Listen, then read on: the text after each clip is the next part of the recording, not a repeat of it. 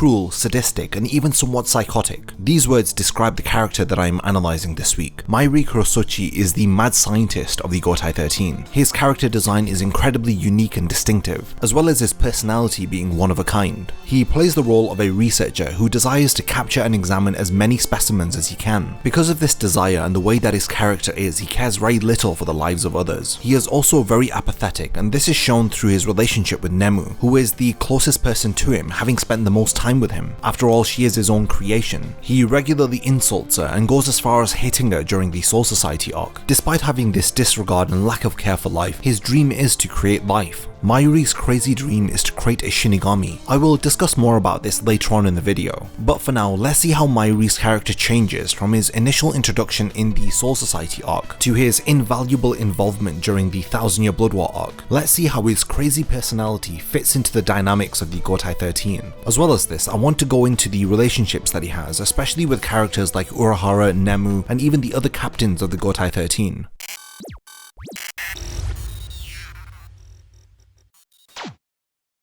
Mayuri first appears in chapter 81 and in episode 24 of the anime. During his first appearance, we see him gathered with the other captains. As they question why Ginichimaru is behaving suspiciously, they are asking him why he let Ichigo and his friends get away. Gin replies by saying that he assumed that they were dead, but Mayuri, who is very specific with details, says that Captain Class Shinigami should be able to sense the disappearance of a being. In his first lines in the series, he questions Ginichimaru's negligence. When Gin wonders if Mayuri is proposing that he let the intruders get away on purpose, Mayuri replies that this is exactly what he is thinking. Through this very early interaction, we learn that he isn't afraid to speak his mind. As well as this, the most striking aspect of his character is his very distinctive appearance. Through some character data books, we learn that Mayuri covers the entirety of his body with black and white paint. He removes all of this makeup before going to bed, and every morning he has to spend several hours to reapply all of it. Credited to Kubo's ability to draw incredibly unique and distinctive character designs, his appearance changes during every arc. Most notably, the design of the face paint that he applies is always altered, and the golden accessories which frame his face are also changed. You always know that a new arc has started whenever you see Mayuri, who appears completely different to the last time that you saw him. Through Mayuri's character, we are introduced to a lot of the corrupt aspects of the Soul Society. During the Soul Society arc, they try to impose what is right and wrong onto Rukia, but they turn a blind eye to Mayuri's blatant disregard for life and his cruel actions, especially towards his subordinates. Like in chapter 121, we see him blow up one of his own underlings. At the beginning of this chapter, we learn that this individual had dreams of his own. Mayuri had promised to him and a group of other Shinigami that he would consider promoting them if they were to help assist him in this assignment. He wanted them to get as close as possible to the invaders, in an attempt to try to bring them back to the Squad 12 barracks. He lied and he promised his underlings that this wouldn't be a dangerous mission. Mayuri's blatant disregard for life is shown in this chapter when he blows up one of his own men. Kubo emphasizes the emotionless impact of Mayuri's actions through this no-name Shinigami who works for Mayuri. He had dreams of his own and he desired this promotion so that he could fulfill his own goal, but his whole life was tossed aside like it was nothing as soon as Mayuri presses the self-destruct button. Mayuri has a very limited sense of humanity, as he sees people as research subjects instead of living beings. We see this in chapter 121 when Orihime uses a shield to protect Uryu. Mayuri instantly becomes fascinated with Orihime and her abilities. He starts to negotiate with Orihime whether if she would like to be his research subject. The terms that he offers are a restricted daily drug regime to 8 doses and only 5 hours of biomechanical experiments. He thinks that by feeding her through the mouth and giving her clothes while she sleeps are good terms for a research subject. He even offers not to modify her body to the extent that it might kill her. Moments like this give us an insightful look into Mayuri's character. Now, to further break down his character, I want to look at the backstory that we learn about Mayuri, as well as the various different opponents that he faces off against during the series. Hopefully, through going over all of his appearances, we can see the transformation from a sadistic, cruel character who you care very little about into someone who is very dependable and helps the Soul Society during a war in the final arc of the series. Hopefully by the end of the video you will have an appreciation for Mayuri's character and why he is one of the most well written and memorable characters to feature within Bleach. Very little is known about Mayuri prior to his detainment within Maggot's Nest. 110 years prior to the current events of the series, Mayuri was a prisoner. We learn about this during the Turn Back the Pendulum arc. He was considered to be a very dangerous individual, and it was for this reason that he was confined within a prison cell of his own. As well as being confined within a cell, he was also chained to the wall. His life is turned around when he is approached by Urahara, who offers him to become the second in command of the newly founded Shinigami Research and Development Institute. He initially did decline the offer, but Urahara, who knows him well, teases him by saying that he has nothing to play with down here within this confined cell. He also proposes to him that he would inherit everything that Urahara has if something were to happen to Urahara. This obviously explains how Mayuri went from being imprisoned into the captain of the 12th Division and the leader of the Shinigami Research and Development Institute after Urahara's exile. Also, within the Turn Back the Pendulum arc, we see Mayuri studying about the left arm and the right arm of the Soul King. This is excellent foreshadowing as he ends up fighting the left hand of the Soul King during the 1000-Year Blood War arc, but I'll talk more about this later on. A flashback in chapter 642 features his creation Nemu, and it reveals more about Mayuri's character and his past. During this chapter, we learned that Mayuri had begun developing the Nemuri project. Through this project, he modified his Zanpakuto, and once his abilities and his powers were significantly enhanced, he was able to succeed Urahara as the captain of the 12th Division. The Nemuri project was devised as a way for Mayuri to fulfill his dream of creating a Shinigami. Before the creation of the Nemu that we see during the series, there were 6 others. They had all died due to various different circumstances, but when this 7th iteration of Nemu outlived the lifespan of all the previous Nemus, Mayuri was incredibly pleased. Nemu is Mayuri's successful attempt at creating an artificial soul. She is his masterpiece, and this is why he changes her surname from Nanago to Kurotsuchi. This indicates the pride that he has in his accomplishment. It also reveals that he does feel strongly about Nemu, but rarely if ever shows these emotions to her. In chapter 123, we learn that at some point in the past, Mayuri had experimented on a large number of Quincy. One of them was Uryu's grandfather, Soken Ishida. As of making this video, this is everything that we can gather about Mayuri's past from the manga. Now I'll be covering some of his most iconic appearances and battles. During the Soul Society arc, Mayuri's aim is to capture the intruders. He desires to use them as research subjects. In chapter 120, Mayuri encounters Uryu and Orihime, and like I mentioned before, he detonates his own men in order to capture Orihime and Uryu. The first person that Mayuri battles within the series is Uryu, and during this encounter he is surprised that Uryu doesn't know who he is. He judges them for invading the Soul Society without doing any background research, stating that the bare minimum they should have known is the names of all of the captains. This reveals that Mayuri isn't the type to go unprepared to any situation. We see this firsthand before he arrives in Hueco Mundo. He studies the Arancars and only challenges them once he has sufficient knowledge about the weaknesses of the Espada. And this is also the case during the 1000-Year Blood War arc when he and Nemu lock themselves in their study to research about methods to defeat Yhwach and his invading army, as well as coming up with methods to assist the Soul Society, like devising a way to travel from the Serite to the Soul King's palace through his Ryatsu amplifier device. During his battle with Uryu, he is perfectly fine with not capturing him as a research subject, as he says that he has sufficient knowledge about the Quincy despite them being a rare species. He resolves to kill Uryu during their encounter, but he remains very persistent about capturing and researching on Orihime. In chapter 122, Mayuri activates his Shikai, but before Uryu can fire one of his arrows at him, Nemu gets in the way. She holds onto him, distracting him, which allows Mayuri to attack both of them. From what we've seen of his character, it was pretty obvious before that he doesn't care about his subordinates, but what he does to Nemu here is very sickening. He attacks her for letting go of Uryu, and his logic is that he taught her to never let go even if her arms were ripped off. She begs him for forgiveness, but Mayuri just appears to be disappointed in her. In chapter 123, Mayuri is angered by Nemu once more. After the attack, she's panting and she is in incredible pain. She requests for a captain to give her flesh healing medicine. It appears that Mayuri's attack has damaged her lungs. She is concerned that very quickly she is not going to be able to breathe. What happens next is very revealing to the depraved and twisted nature of Mayuri's character, as he begins to stamp on his lieutenant. She is in agony and in pain and is worried about her survival. These things anger Mayuri because it is like she is insulting his work. Nemu is his creation. Because she was created by him, he doesn't think that she would be killed this easily. Even when Uryu expresses concern and tells him to stop attacking his own lieutenant, he even considers these words as an insult to him. These concerns about Nemu's safety are interpreted by Mayuri as them mocking him. Nemu is his daughter, and he declares that he doesn't need anyone telling him how to treat her. Not too long after this, we learn about the ability that Mayuri's Shikai possesses. Whatever his blade pierces or cuts, it becomes instantly immobilized. We discover this through Uryu's arm, which is paralyzed. He goes on to explain that his Zanpakuto prevents the nerves nerves involved in movement from functioning properly, but the nerves that are associated with experiencing pain are still fully functional. Here we can see that he enjoys hearing the screams and the suffering of others. With an ability like this, it is evident that he gains pleasure from seeing others in pain. He says that the screams of a man lack the charm that a woman's screams have. He expresses his disdain for hearing him scream, and he orders Nemu to get up and kill him, but he soon realizes that she too was paralyzed by a shikai, and he begins to stamp on her body once again.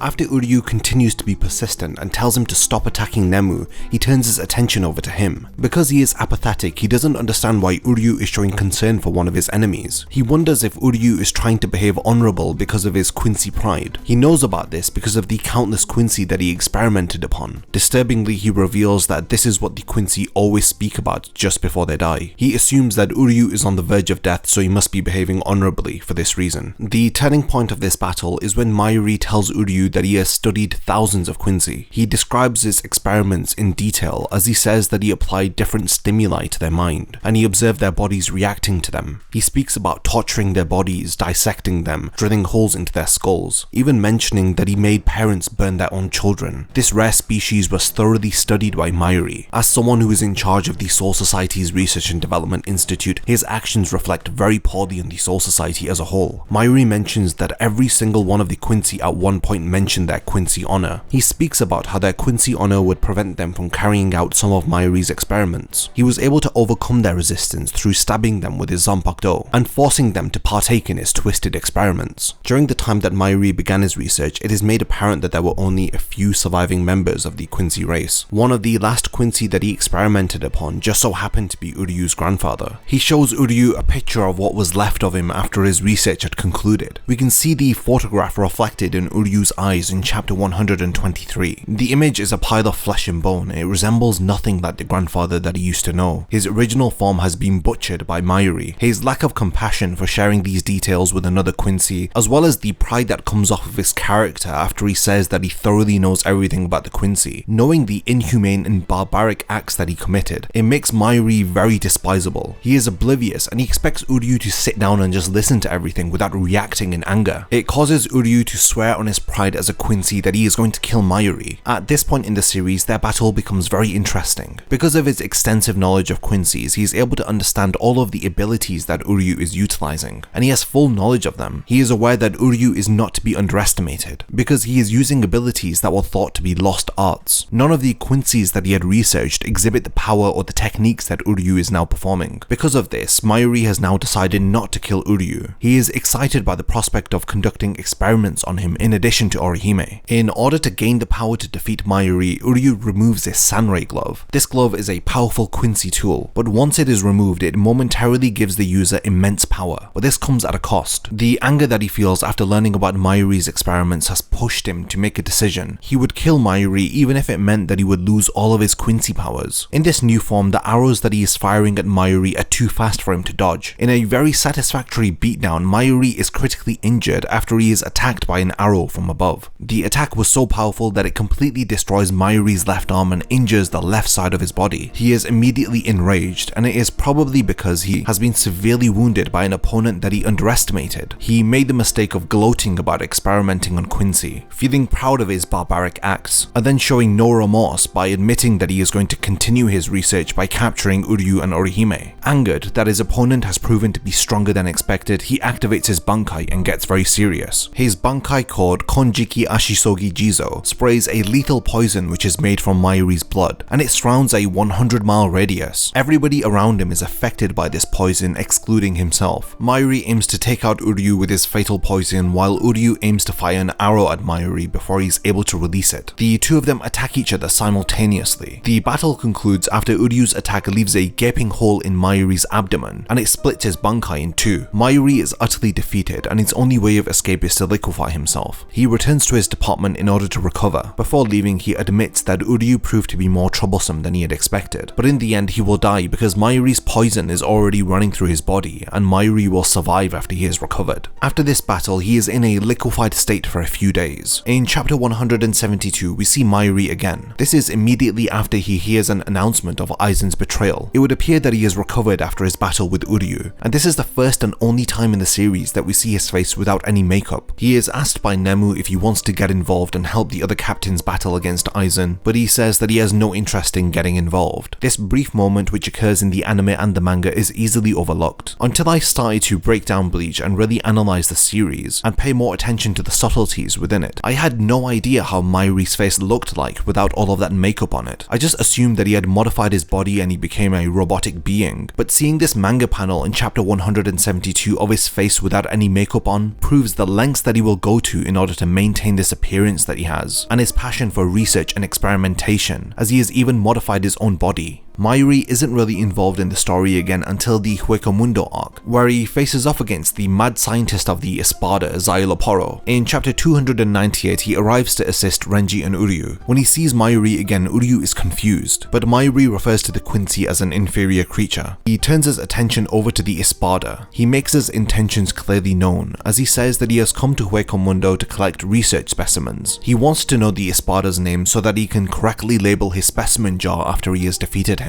The battle between the two of them, despite being very brief and short-lived, is an appropriate matchup. It is one mad scientist battling against the other. The battle between the two of them commences in chapter 303. Szayelaporro is already using his resurrection, and through it he uses a voodoo ability where he creates a doll of Mayuri. Initially it appears that the Espada has the advantage as Mayuri is coughing up blood and is injured by his voodoo doll ability. He stops pretending to be hurt and reveals that Szayelaporro's abilities have no effect on him. Through the voodoo doll he breaks his organs and his tendons. He destroys his body, but he's confused as to why Mayuri won't die. But like I mentioned before, Mayuri is the type of character to take precautions before entering into battle. During his battle with Uryu, he implanted a surveillance bacterium within his body, and it was because of this he was able to watch Uryu and Renji battle against the Espada. Prior to arriving onto the battlefield, he took the precaution to replace all of his tendons and his organs with dummies. After the Espada takes his lieutenant Nemu captive, he wastes little time by activating his Bankai and attacking the Espada. He is devoured by Mayuri's Bankai, but he ends up recreating himself inside Nemu's body, and this is thanks to Szayelaporro's resurrection. He speaks about the concepts of immortality and perfection, likening his rebirth to the rebirth of a immortal phoenix. Despite his Bankai having consumed him, he found a way to continue his life. Through implanting himself within his enemy, he was reborn. Szayelaporro describes his existence as an endless cycle of death and rebirth. Because of this, he considers himself to be the perfect life form, so it appears that Mayuri is up against an opponent who cannot be killed, and it is for this reason that he declares that it is impossible for Mayuri to kill him. After this monologue ends, Mayuri doesn't appear to be threatened in the slightest. He just reacts by saying that it is very interesting. He is intrigued by the Espada's abilities, and he wonders if this is the extent of his powers. He wonders what other abilities that Szayelaporro has that he is hiding from him. He demands that he shows him all of his hidden powers. Even though his lieutenant Nemu lays there lifeless, he's not concerned about her. All of the energy has left her body after it was drained by the Espada to rebirth himself. Instead, Mayuri is more intrigued and focused on his opponent's powers. Because Mayuri's Bankai is a living being, after it consumed the Espada's body, he was able to control his Bankai through its nervous system. But Mayuri, who once again proves to be the most prepared captain within the Gotai 13, says that he foresaw an event like this occurring. He already had countermeasures set in place in case of his Bankai being manipulated by the enemy. Mayuri reveals that he modified his Bankai to self-destruct in the event that anyone tried to control it. After feeling sufficiently content that the Espada has revealed all of the tricks that he has up his sleeve, he decides to wrap up their battle. The method that he uses to kill Szayelaporro is incredibly unique. The technique that Mayuri uses is one of my favorite conclusions to a battle within Bleach. He decides to use the Espada as a test subject for one of his new drugs. He reveals that this new drug is already in the Espada's body. Szayelaporro had come into contact with this drug when he was inside Nemu's body. Her body had been planted with a number of drugs. Ironically, he says that this drug that has been implanted within his body will make him a superhuman. As we know, Mayuri isn't the type to enhance others' abilities, so we can only assume that he is going to inflict an incredible amount of pain onto his opponent. This indeed appears to be the case, as Mayuri explains that in certain life or death situations, people's senses are heightened to the highest degree, and it is because of this that time sometimes appears to slow down for them. He uses an example of senses being heightened to the highest degree through describing a battle between two master swordsmen swordsmen, and how their battle appears to be in slow motion due to their sharpened senses. Mayuri says that he developed a drug which induces a similar effect. When the drug starts to take effect, his senses are elevated, and because of this, everything around him starts to slow down. He ironically describes him as a superhuman. He says that normal movements are far too slow for his perception because of his senses being heightened. His sense of perception has been slowed down to such an extent that a moving bullet would appear to be frozen in air to him. There is no point in underestimating Mayuri and the extent of his sadistic behavior, as he says that he can amplify this slow motion effect 1 trillion times. He explains how he used an undiluted dose on the espada. Mayuri explains that the dose that he used will cause Szayelaporro to perceive 1 second as 100 years. This is maddening and one of the most unique methods utilized to defeat an opponent. Mayuri pierces his hand with his zanpakuto and thrusts his blade into his heart. He describes that his senses have been heightened to such a degree that his body has been left behind. The feeling of Mayuri's zanpakuto entering into his heart will be felt for an entire century. The intense pain that he will experience for over 100 years will turn his bodily fluids into dust. In chapter 306, we see the espada wrinkled and aged, as his senses have perceived multiple decades of time having passed. He is begging for Mayuri's sword to finally pierce through his chest and enter into his heart. The excruciating feeling of being trapped in one moment and anticipating your death causes Szayelaporro to lose his mind. He begs for the sword to quickly enter into his heart and to end his existence. Mayuri comments on the espada's earlier claim when he described himself as a perfect life form. He says that nothing in this world is perfect, and it is for this reason that people yearn for perfection. But Mayuri questions whether if perfection really is desirable. He reveals that he hates this concept of perfection, because perfection is a dead end, because once you have made something perfect, there is no room for innovation or improvement. He feels that there is nothing that you can gain after attaining perfection. The philosophy that Mayuri adopts and what he considers to be a true scientist leads him to liken the concept of perfection to despair. He explains his beliefs about perfection to the espada before thrusting his zanpakuto into his heart, finally killing the espada. Mayuri states that the moment that Szayelaporro mentioned perfection, that was the moment that his fate was sealed. He had already lost to him. Like he mentioned before, after attaining perfection, it prevents you from innovating and improving. Mayuri proves himself to be the better scientist, through always being one step ahead of his opponent throughout this entire battle. Through constantly innovating and improving, he was able to defeat the espada in an unpredictable manner. If Szayelaporro didn't consider himself to be perfect, then he may have been able to keep up with Mayuri. But because of his self-confidence and his belief that he was a perfect life form, he was bested by the Shinigami and proved that he was indeed the inferior scientist. Like I mentioned before, I love the battle between the two of them, and I think that the conclusion is incredibly unique and one of my favourite ends to any battle. It is a very cruel and merciless death that Szayelaporro experiences. Despite all of the wrong that the espada did in his life, it is difficult to say whether if he deserved being a part of Mayuri's drug trial. In the end, as much as I love this battle, I do feel like it was short-lived. It is always a pleasure to see Mayuri on screen, but I feel like his battle with Szayelaporro was cut short because the espada had already spent plenty of time battling against Uryu and Renji, so by the time that Mayuri had involved himself into the battle, it was time to wrap things up. I just wish that there was more interaction between the two of them, as it was really interesting to see two very similar characters pitted against each other, their differing ideologies and philosophies, and how their differing beliefs caused them to approach their research and their experiments in very differing manners. It is because of these differences, and in particular their beliefs about perfection, which ultimately lead to Mayuri defeating the espada. After this battle, he heals Nemu, and together with her, he goes to Szayelaporro's lab, where he retrieves a pair of bodies, which foreshadows his usage of these bodies in the 1000-Year Blood War arc. After this, he doesn't really appear much in the Fate Karakura Town arc, but he does help Ichigo by facilitating him with a method to return back to Karakura Town. In chapter 380, Ichigo complains that Urahara isn't here, so there isn't a way for him to return back to Karakura Town. But then Mayuri appears after scavenging the entirety of Hueco